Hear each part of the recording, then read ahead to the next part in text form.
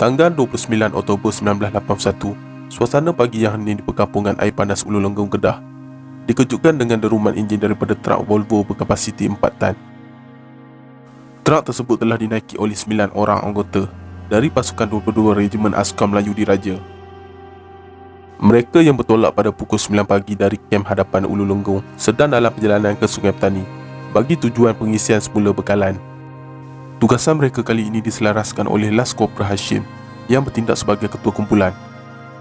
Memikirkan tugasan kali ini sebagai tugasan yang santai dan bukanlah bersifat serangan, mereka langsung tidak menjangkakan ada sebarang serangan dari pengganas komunis. Sangkaan mereka ternyata meleset. Setibanya mereka di sebuah jambatan, tiba-tiba berlaku satu letupan bom yang dijayai ditanam di sekitar jambatan tersebut. Impak dari letupan tadi mengakibatkan truk tersebut hilang kawalan dan terbabas di bahu jalan. Dari kawasan atas bukit, terlihat kelibat seorang lelaki membedil satu peluru roket pemusnah kereta kebal ke arah mereka. Peluru yang dibedil tadi tepat menghentam bahagian hadapan enjin, menyebabkan berlaku letupan yang besar kepada truk tersebut.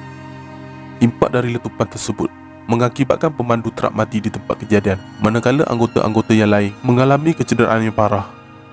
Anggota-anggota yang lain tercampak keluar dari truk, masing-masing cuba mencari tempat berlindung di sekitar kawasan tersebut. Walaupun keadaan tubuh mereka sudah mulai lemah kerana mengalami kecederaan yang parah, mereka cuba mengesokkan badan ke arah pokok untuk berlindung, tetapi semuanya sudah terlambat.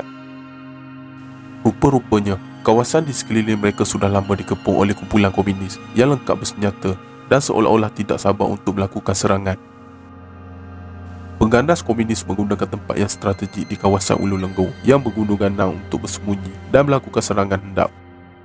Dianggarkan terdapat lebih 43 orang komunis yang lengkap bersenjata sudah pun bersiap sedia mengepung kawasan tersebut. Serangan mereka kali ini diketuai sendiri oleh ketua komunis, iaitu Cheng Ping. Seakan-akan hilang nilai kemanusiaan dalam diri mereka, tiada sedikit pun belas kasihan yang diberikan apabila melihat keadaan askar Melayu yang sudah lemah pada ketika itu. Mereka kemudian membedil ratusan peluru secara berterusan ke arah askar Melayu yang sedang berselindung di sebalik pokok.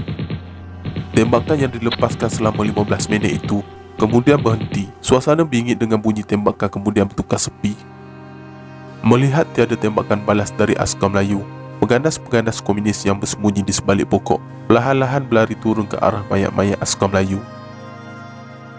Penyiksaan terhadap askar Melayu tidak berakhir di situ. Mayat askar Melayu yang lengkap bercelurin kemudian dikumpulkan. Tidak terjangkau di akal fikiran waras manusia apabila mayat yang sudah tidak bernyawa itu kemudian diseksa berterusan. Mengikut apa yang diceritakan, mayat pemandu brebek muda mereka telah dibogelkan dan diikat di pengelak cermin truk. Telinganya telah dipotong dan dijadikan rantai menggunakan akar pokok, manakala kemaluannya kemudian dikerat dan dimasukkan ke dalam mulut seolah-olah seperti orang sedang menghisap curut. Mayat yang kedua, iaitu Las Kopra Hashim, ditemui dalam keadaan mendongak ke langit dengan lebih 25 butir peluru bersarang di badannya. Apa yang paling menyayat hati, ketika diangkat, tubuh Las Kopra Hashim tubuhnya berlipat dua, seakan-akan tiada pinggang di badannya.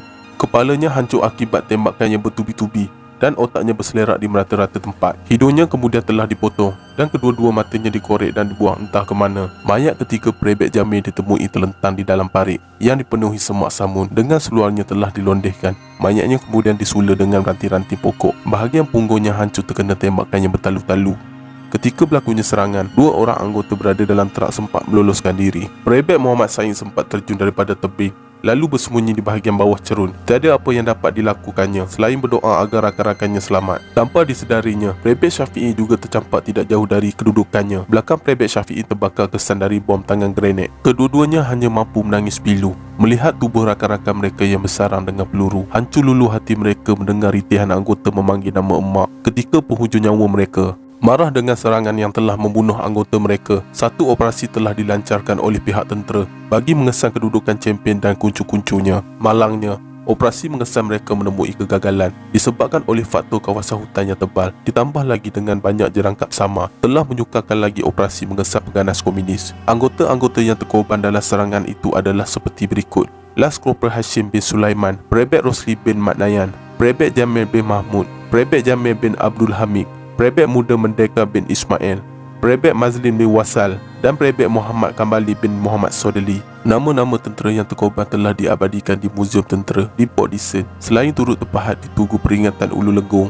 Semoga roh-roh mereka ditempatkan di kalangan orang-orang yang beriman. Al-Fatihah untuk wira-wira negara yang telah terkorban demi mempertahankan tanah air kita.